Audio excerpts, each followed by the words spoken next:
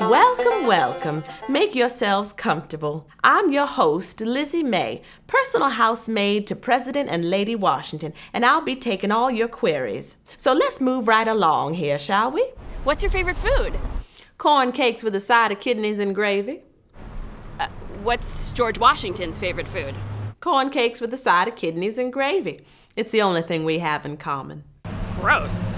Oh, looks like we have another one. Yes, miss? Hey, Lizzie May, I spend a fortune on skincare products. What do you, as a slave, use to make your skin look so great? Trust me, honey, you don't want this skin. So, like, do you have any white friends? Well, I am so happy you asked that, because today we have a special guest, Mr. Tobias Lear, my master's personal secretary and an abolitionist, y'all. And I always say any abolitionist is a friend of mine.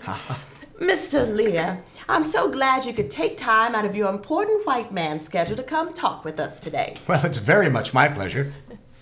Now, Mr. Lear, please tell us your opinions on slavery. I detest the institution of slavery. And how did you come to this opinion? Well, I am from New Hampshire, where we do not have slaves. In fact, we do not have any Negroes whatsoever in New Hampshire. Oh, well, Virginia must have been quite a shock. Indeed. Indeed it is. There are a tremendous amount of Negroes here. There are Negroes everywhere you look. So many Negroes, more than I had ever thought, that were actually on the planet.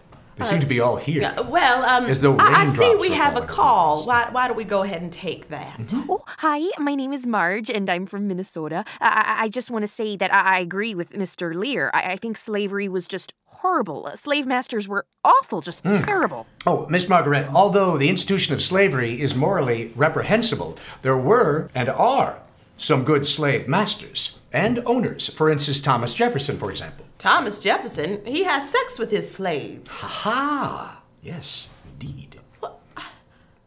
And there's Old Bill down at Pohick Road. Now, Old Bill gives his slaves bacon on Sundays. Who does not like bacon?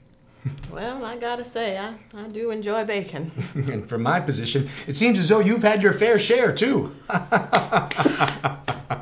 Now, Mr. Lear, I'm starting to get the feeling that you've never actually talked to a black person before. That's not true. I have been acquainted with Alexander Hamilton, who we all know has been touched with the tar brush.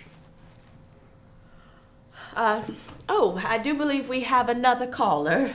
Yes, hello there, Lizzie May. I'm George, longtime fan, first-time caller. Thanks for having me on the show. Mr. Lear, nice to meet you. I'd like to know what you think the black folks will do when they're freed.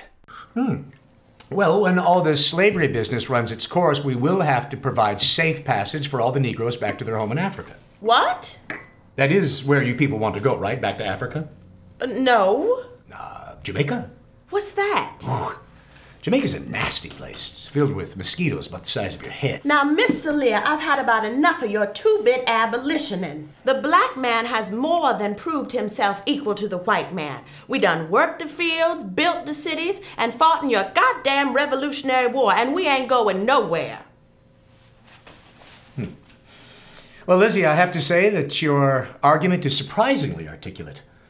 And I agree that all men are created equal, even the black ones. And I can't argue with such sound logic. Thank you. Even if it does come from a woman. One step at a time.